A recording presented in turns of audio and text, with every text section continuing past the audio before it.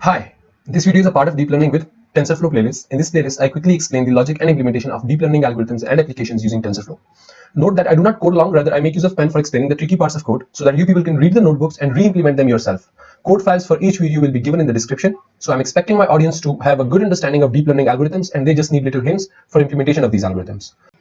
In this video, I want to talk about sparse autoencoders. They are typically the same as simple PCA autoencoders, where we want to reduce the dimension in a funnel shape, as I have already explained in the simple PCA autoencoder video, where I have talked about image compression using simple PCA autoencoder. However, in this video, we will be talking about image compression using sparse autoencoders, and the difference is in the value of the encoded code size values, like the encoded dimension. Usually, lots of values in that encoded dimension will be equal to 0, so that will bring the sparsity in the reduced dimensions. So this sparsity is sometimes really useful. So how to bring this sparsity in the simple PCA autoencoder? We will actually use the L1 regularizer, and that L1 regularizer will bring this sparsity. Let's jump to the notebook and whiteboard to understand this idea and code it in Python. So let's talk about bringing sparsity in simple PCA autoencoder. And as I have already explained, that autoencoder consists of is kind of this funnel type of a thing, where we are interested in reducing the dimension of input feature into this encoded layer. This code with this code size. This code size is actually the dimension that we want as an output for reduction. After reduction, this is after reduction size of dimensions. So these are actual dimensions. So we want to reconstruct this input by minimizing this square error between each of this input feature, and in the process we want to somehow compress it into this lower form.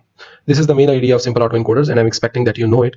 However, once you do this kind of input layer, this is a dense layer, this is encoded layer, this is again using this encoded layer as an input for decoder, then what will happen is that this is again dense layer and this is output layer. Now this is a reconstructed input layer. This output is actually a reconstructed input layer. Now the main idea is to bring sparsity in this encoded layer. How will we do it? We will use this L1 regularizer. Below this image, I've completely explained this encoder part, and this is the decoder part, where input is going to dense and dense to output dimension, and in decoder part, output dimension will be used as an input. This is a code layer actually. Again, this code layer will be used as an input, then dense, then reproduce input. We can bring the nonlinearity by adding more and more dense layers. Okay. One more thing is that simple PCA autoencoder for images is not as good as convolutional autoencoders, because in simple PCA autoencoder we flatten the image and we consider each pixel as individual feature, which is wrong. What we have to do is we should make use of convolutional neural network, which is basically making use of this special structure of image in which each individual pixel is not considered as individual feature.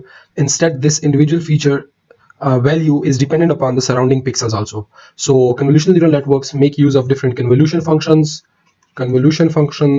having different filters, and then we also make use of pooling layers. I'm expecting that you know about these things. Okay, now if that is clear, so let me go to the main part which we are going to discuss here, is this sparsity, bringing sparsity in this simple PCA autoencoder. This convolutional neural network details will be explained in the next video, where I'll be explaining CNN based autoencoders. However, let's talk about this sparse PCA autoencoders, where we are bringing sparsity using L1 regularization. Okay, now what is the basic idea? So in linear regression, when we apply this L1 regularization, then that regression is also called lasso regression. Okay, if you go into the detail of that, then you'll find out that in lasso regression, what we are actually interested in is to, along with minimizing the residual sum of squares, we are also interested in minimizing the absolute sum of absolute values of all the weights up to Wn. So what it does is, at the end, that we get a solution where a lot of weight values are equal to 0. For that reason, this lasso regression is also used for feature selection, because all the important features will not be having a value of 0, and all the non-important features and less important features will have weights equal to 0. In addition to L1 regularization, there is another regularizer that we use, is what we call L2 regularizer. This is also called ridge regression. And in ridge regression, what we are interested in, instead of this absolute values of weight, we are interested in minimizing the sum of square of all the weight values. So this also goes to n.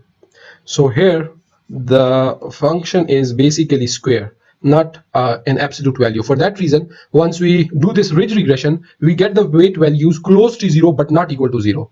This special property of getting this weights equal to 0 make this L1 regularizer and lasso regression a feature selector, and that is what we will be doing here. Once we apply this L1 regularizer in this dense layer, so what will happen is that a lot of values in our encoded dimensions will be equal to 0.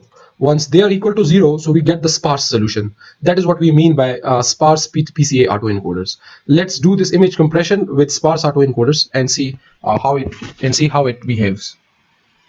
Let's begin with importing the libraries. Okay, so this is related to data. We have loaded the data, loaded the images and faces. So these are face images. Then what we do is we center it around the 0 by dividing it by 255. So this will give us a value of actually between 0 to 1. And once we subtract this 0.5, then we are actually generating the values between minus 0.5 to 0.5, having centered around 0. Then we split the data set between 90, 10. Then we write the function for showing images. And these are some of the images that we have shown that we will be compressing. And this is where we are calling this function of show image. Then we are building the simple PCA autoencoder. However, in this simple PCA autoencoder, this encoder part, this encoder network consists of these 4 lines, and decoder network consists of these other 4 lines.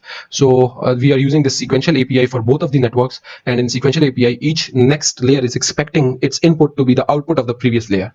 So we have this input layer where we are having this image, and then we flatten this image. Consider we have image of 50,50 dimensions. Then after flattening it, our image is converted into a single dimension vector of 250 values. Then we apply this dense layer, which is giving us this code size output. This code size is or encoded features. However, the twist is the only change in simple PCA autoencoder and this sparse autoencoder is that we apply this L1 regularizer, because this L1 regularizer generates this sparse solution, gives us the zero weights for some of the neurons inside this layer.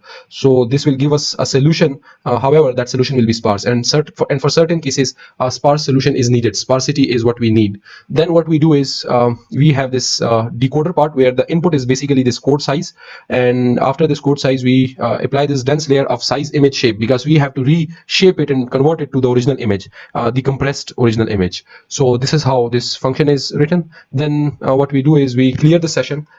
Once we have cleared the session in the next cell, then we call this function of build PCA, having output this encoder and decoder. Once we have this encoder and decoder, then we basically call this input layer. And this input layer is given, the output of this input layer is given as an input a parameter for this encoder network. Once we have this encoder network, outputs this encoded dimensions in the form of in the variable code, and this code is used as an input for a decoder network, which gives us the reconstructed image.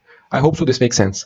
Okay, then what we do is we basically define this architecture where we are having this input is equal to this image, and this output is equal to reconstructed image. And our task is to actually minimize mean square error between each of these features, between original image and this reconstructed image. So we want to create as much possible replica of the original image, so that we lose minimum possible information from the image. So we use this AdamX optimizer, and we compile this model and we fit it. After fitting this model, what we get is this mean square error of 0.005.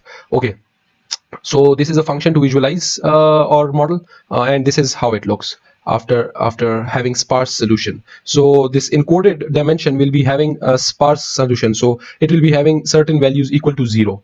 Okay, if we look at it, the mean values of this encoded dimension, it is equal to minus 0.02, and the distribution, if you look at it, it is mostly centered around 0. So if we build it without sparseness, by that what I mean is that this is the actual encoder where there is no L1 regularizer. If we encode it like that, then what happens is we apply the same thing, and we also reconstruct the images, but this distribution of values for this encoded values are different than the sparse solution values. It is not the mean of those values were very close to zero, or were almost zero. However, here the mean is not zero, and it's more, the standard deviation is also greater. So here the value, the solution, the solution that we are getting is almost same, is like same, but the solution is having sparsity in sparse autoencoder. This is the main crux of this whole video, that we apply this simple PCA encoder, but we apply this L1 regularizer to get this, what we call, a sparse solution.